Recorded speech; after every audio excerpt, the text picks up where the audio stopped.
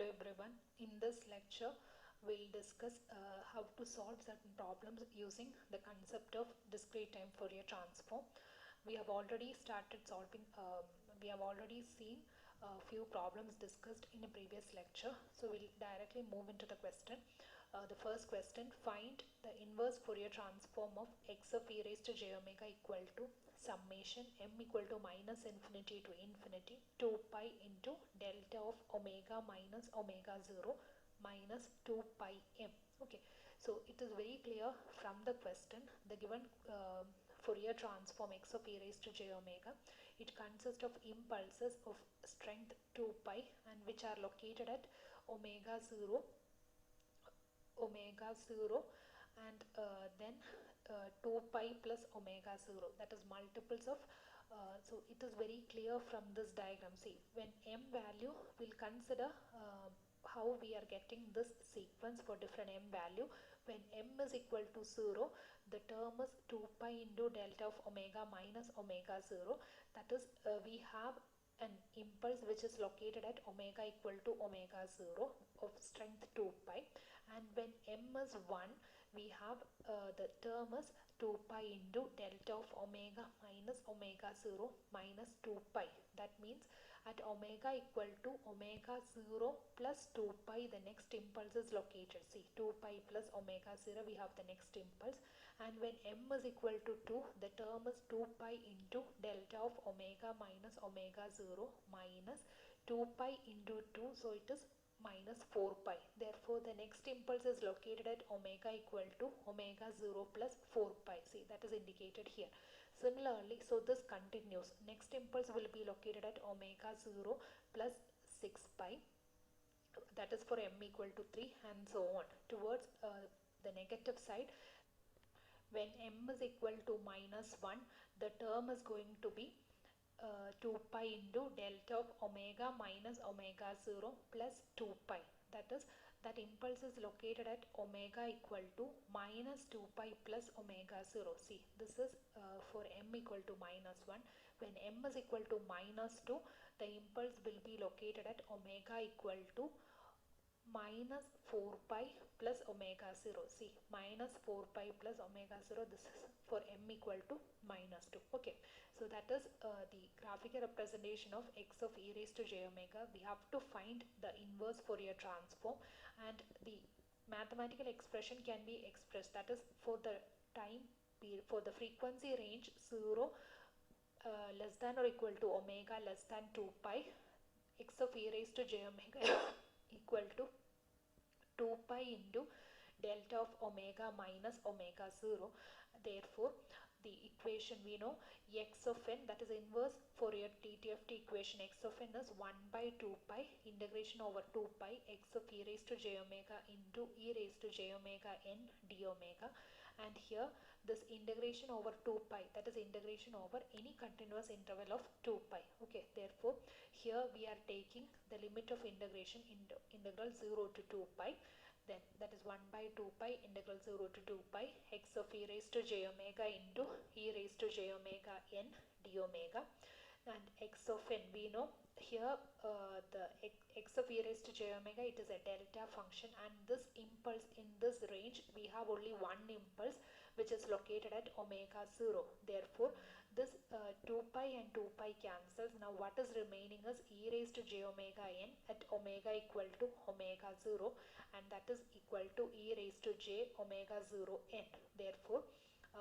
what we have obtained is e raised to j omega 0 n, its Fourier transform is summation m equal to minus infinity to infinity 2 pi into delta of omega minus omega 0 minus 2 pi m. Okay.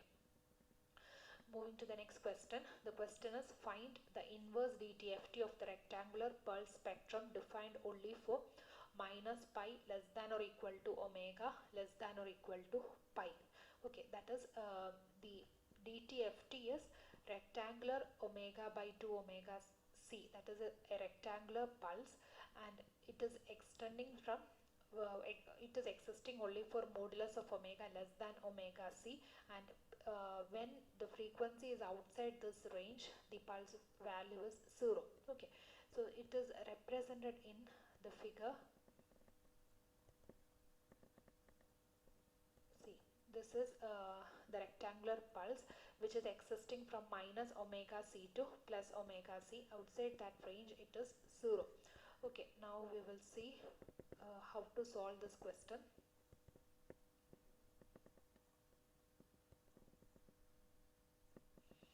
Again, the equation for inverse dtft x of n is 1 by 2 pi integral minus pi to pi x of e raised to j omega into e raised to j omega n d omega, and that is 1 by 2 pi integral minus omega c to omega c e raised to j omega n d omega. And when we integrate, integral of e raised to j omega n with respect to omega is e raised to j omega n divided by jn, and the limits minus omega c to omega c. And when we substitute the limit, we know we get e raised to j omega cn minus e raised to minus j omega cn divided by 2 pi jn, and we know sine theta is e raised to j theta minus e raised to minus j theta by 2j. Therefore, x of n can be expressed as sine omega cn divided by n pi. This 2j and the numerator term is together expressed as sine omega cn, that is for n not equal to 0. Okay. Then for n equal to 0, the inverse Fourier transform expression reduces to x of 0 equal to 1 by 2 pi integral minus pi to pi x of e raised to j omega into d omega, and that is 1 by 2 pi integral minus omega c to omega c d omega, and which is equal to omega c by pi. Because it is clear from this expression of x of n, sine omega c n divided by n pi when n is equal to 0, this is of the form 0 by 0, which is not valid. Okay, therefore we have this expression, and so we have x of n equal to omega c by pi, that is for n equal to 0, and it is sine omega c n divided by n pi for n not equal to 0. Okay. Also, x of n can be expressed as sine omega c n divided by n pi in the range minus infinity to infinity, and with the understanding or with the knowledge that at n equal to 0, x of n is omega c by pi, and also we can express this in terms of sinc function as x of n equal to omega c by pi sinc omega c n divided by pi. Okay.